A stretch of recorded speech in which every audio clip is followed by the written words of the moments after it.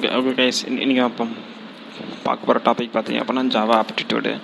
So Java ஆப்டிடியூடில் நம்ம ஸ்டிங்கை வச்சு ஒரு ஆப்டிடியூட் பார்க்க போகிறோம். So string STR ID challenge அப்படின்னு சொல்லி ஒரு எஸ்டிஆர் வேரியபிளில் ஒரு நேம் பாஸ் பண்ணியிருக்கேன்.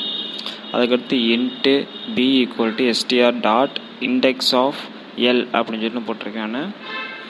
ஓகேங்களா? ஸோ இது எஸ்டிஆர் இண்டெக்ஸ் ஆஃப் எல் அப்படின்னு கொடுத்துருக்கேன். ஓகேங்களா? ஸோ இது இன்ட்டு பியில் இந்த பி என்ன ஒன்று இண்டெக்ஸ் ஆஃப் எடுத்து பிக்கு அசைன் பண்ணோம். So system out dot print ஆனல பி ப்ளஸ் ப்ளஸ்ஸை பிரிண்ட் பண்ணு அப்படின்னு நான் பேசியிருக்கேன். ஓகேங்களா?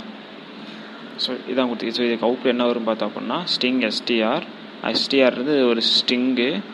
அடுத்து இன் பி கொடுத்துருக்கேன். இங்கே பி நான் இங்கே நம்பர் கொடுத்து நீங்கள் பிரிண்ட் பண்ண சொல்லியிருக்கோம் நம்ம. பட் எஸ்டிஆர் கொடுத்துருக்கோம். அவங்கள என்ன வரும் அப்படின்னா எஸ்டிஆர் சேலஞ்ச் கொடுத்துருக்கோம் இண்டெக்ஸ் ஆஃப் எல்.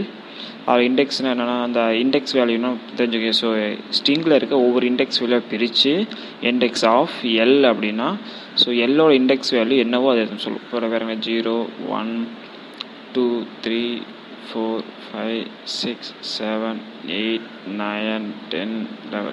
ஸோ மொத்தம் 11 லெட்டர்ஸ் இருக்குது உள்ள. ஸோ அதில் எல்லுன்ற லெட்டர் எங்கே இருக்குது? 5th பொசிஷனில் இருக்குது நமக்கு.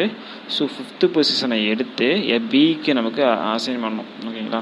ஸோ ஸ்ட்ரிங்கில் இன்ட்டாக மாற்றி பிக்கு நமக்கு அசைன் பண்ணிடுச்சு. ஸோ பி ப்ளஸ் ப்ளஸ் அப்படின்னா நமக்கு என்ன ஆகும்? 5 ப்ளஸ் ப்ளஸ்ன்றது நமக்கு 6ஆக மாறும். ஸோ இதோட அவுட்புட் 6. ஸோ